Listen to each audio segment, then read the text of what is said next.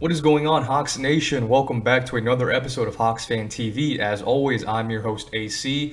And guys, man, it's been a long few weeks, okay? I know we haven't posted on the channel in the last few weeks, and I apologize, but that's simply because we are in the dead period, okay? So as we all know, that little time right after Summer League and right before training camp is kind of that full off season where players are resting, going on vacation, things like that. So there really hasn't been a whole lot of stuff to publish. However, rest assured, as soon as the season starts back up again, guys, Hawks Fan TV YouTube channel will be covering the team every single game, every single week, throughout the regular season and in the playoffs. So this channel will be publishing a bunch of videos once the regular season starts back up again, so do not worry. But in the meantime, I do encourage each and every one of you guys to check out our socials, so our Twitter and our Instagram at Hawks Fan TV, as well as our website, www.hawksfantv.com. All of those links will be posted in the description below, especially Twitter, guys. If you guys aren't following the account, I would really encourage you guys to do so. That's where we post a lot of daily stuff, memes, jokes, rumors, news, rumors, debates. I said rumors twice, but that's okay. So please follow the Twitter channel for all of your daily updates as well. So just wanted to make that quick announcement, guys, but let's go ahead and get into the video today. And in today's episode, as you can see by the title, we will be breaking down 3 reasons why Trae Young could possibly win the MVP in the 2021-2022 season. So before we get into it, I just want to show you guys something real quick, because for all of you non-Hawks fans that stumble across this video, or any anti-Trae Young fans saying that I'm crazy for even thinking that Trae Young could win an MVP, let's look at something real quick, guys. So right now I'm on VegasInsider.com. This is where Vegas thinks, basically where they put all of their bets out and all the odds.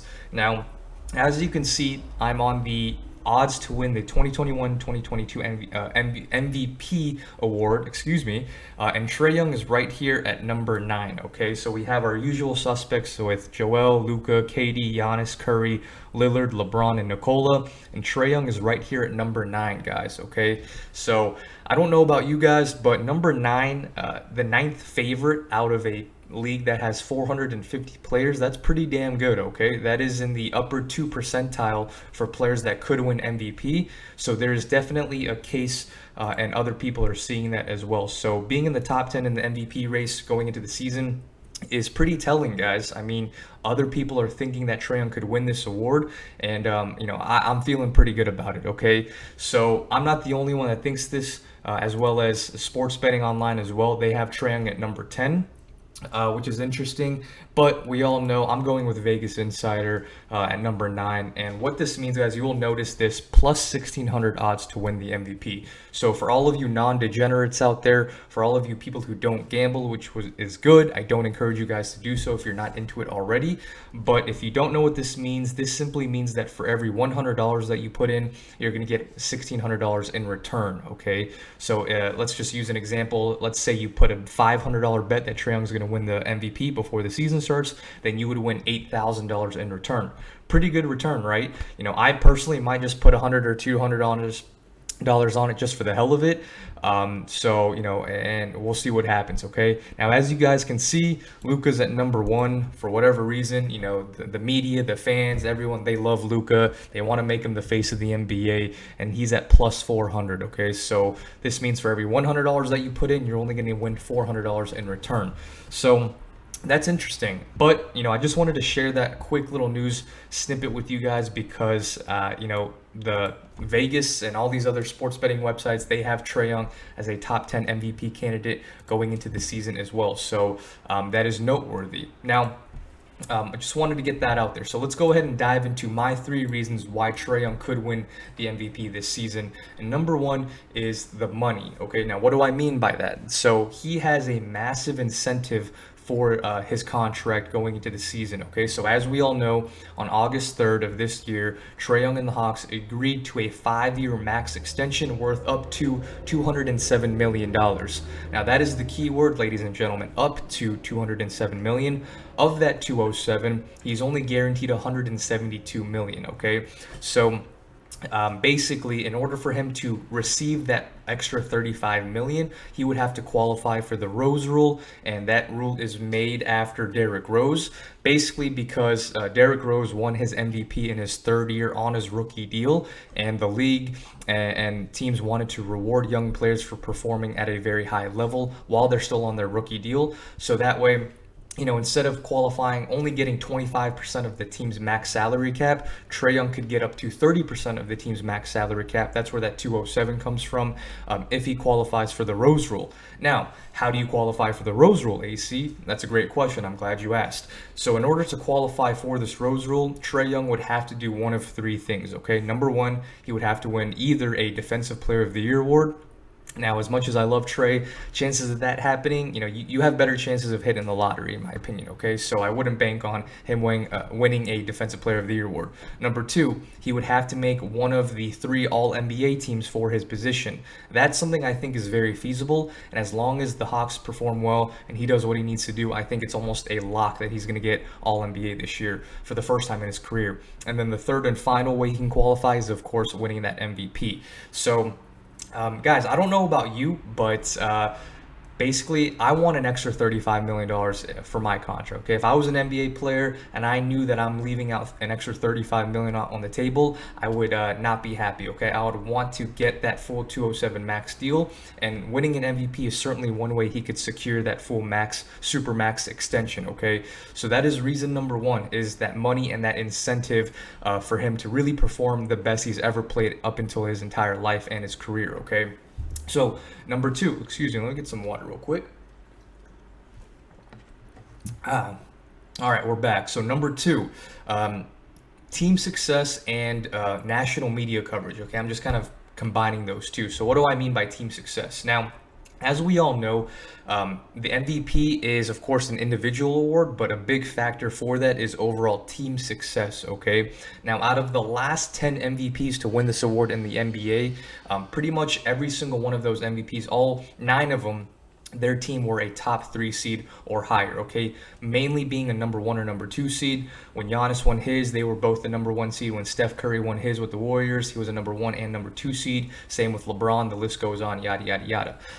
Nikola Jokic, they were a number 3 seed out in the West this past year. The only time they gave an MVP award to a player that did not play on a top 3 seed was Russell Westbrook back in, 2016. 2016, he won it with the Oklahoma City Thunder. And if you guys remember, that was the year that Russell Westbrook just went on a godly tear. He was averaging a triple-double for the entire season, getting 31 plus points per game, averaging 10 assists plus game, and 10 rebounds per game, okay? So he just went on a crazy, crazy tear all season long, and his team still made the playoffs. So they gave him that award, but in the last 10 years, that was the first time they gave it to a player that wasn't on a top 3 seed. So the Hawks, I think, in my opinion, are going to be a top 3 seed in the East and potentially a top 2 seed in the East as well, barring any major injuries or anything like that. But I think the Hawks are in prime position for securing home court advantage and a top 3 seed. Okay, I think a 4 seed is like their floor, and then like a 2 or 1 seed is their ceiling.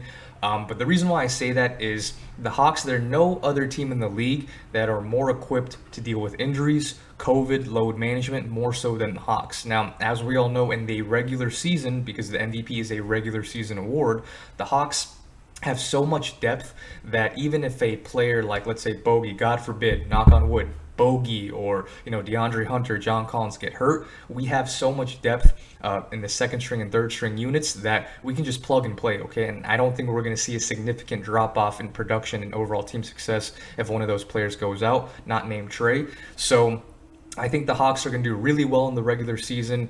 We have a full season under Nate McMillan now. So if we rewind the clocks, when Nate McMillan first took over, this Hawks team had a 71% winning percentage, okay? So 71% winning percentage is elite. Now, if you take that same winning percentage and you do that over the course of a full 82-game schedule, you're looking at 58 wins in an 82-game season, okay? So 58 wins is basically a guaranteed lock for a top 3 seed. probably a 1 or 2 seed in my opinion. But let's be a little conservative, okay? Let's just say we don't have that same 71% winning percentage, but let's dip that down to like 65%. Even with a 65% winning percentage, that still puts us right around that 52-53 win mark. And I still think that's going to be enough for a top 3 seed.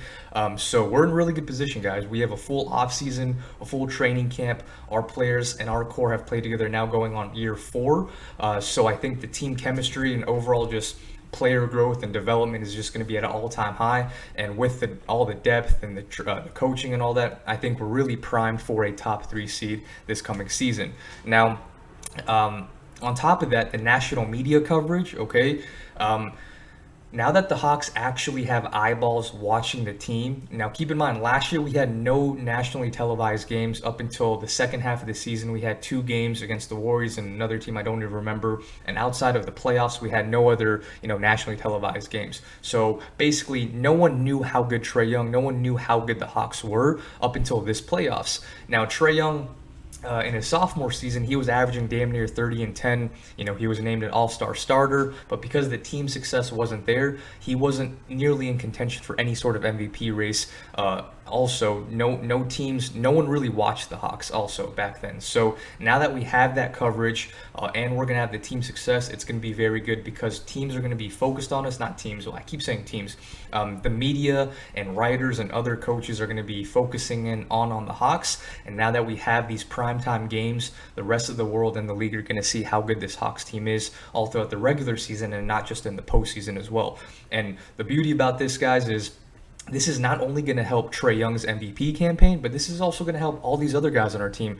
DeAndre Hunter, Cam Reddish for Most Improved Player, Kevin Huerter for Sixth Man of the Year possibly, Clint Capella for a Defensive Player of the Year award. Like, all of this coverage and attention is only going to bode well for our Hawks. And as we saw in the postseason, all that extra prime time coverage is not going to hinder this performance. It's not going to, it's not going to be too much pressure on this team. This team is built for that, so it's only going to bode well in my opinion. Okay.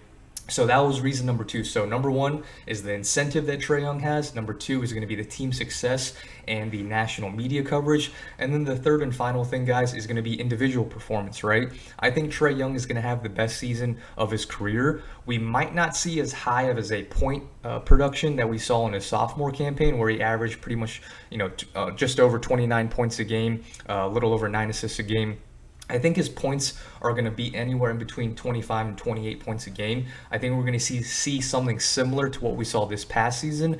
However, I think his efficiency is going to skyrocket, okay? Now that he's older, he's more mature, he has Nate McMillan actually coaching him and disciplining him. I think he's going to have a smarter shot selection, and he's just going to let the game come to him. He's not going to force things that he's done in the past. So I think his efficiency from the three-point line and just overall field goal percentage is going to vastly improve.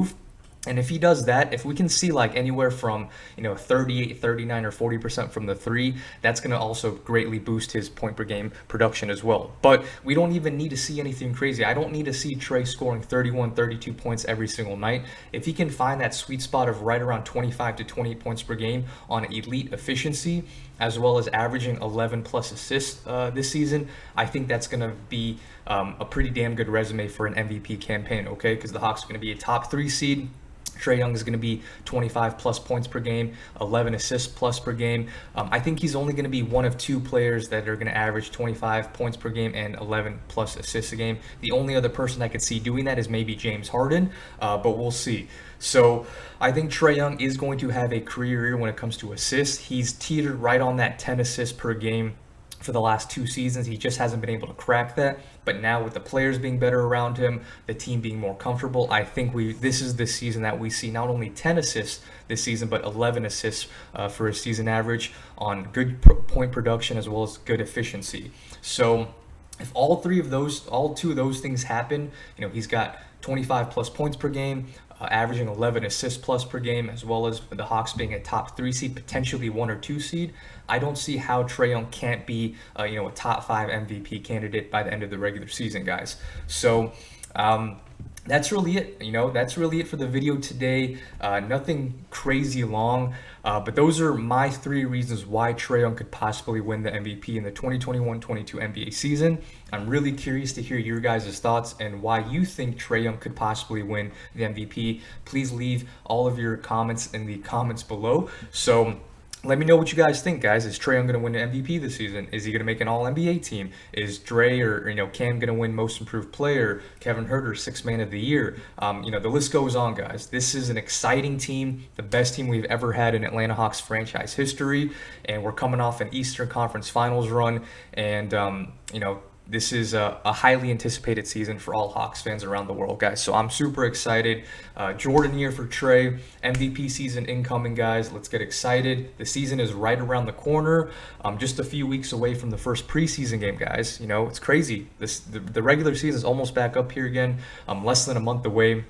And it's going to be good, guys. Okay, so I'm excited. Let me know your thoughts in the comments below. Also, Trae Young just dropped a shoe as well earlier today. The cotton candy colorway is available on the Adidas website, so you have to download or be an Adidas member. It's free to sign up. So if you want to cop a pair of the Trae Young ones, cotton candy edition, then they are available right now. I will also link that in the description below. So that's it for today's video, Hawks fans. Let me know your thoughts in the comments below. Give this video a thumbs up if you like Trae Young and the Atlanta Hawks. And if you guys like content like this, please follow the channel. We will be publishing weekly content covering the team post-game, pre-game, all that good stuff all throughout the season. So thank you guys so much for watching. That's going to be it for today's episode. And yeah, I'll see you guys next time. Go Hawks.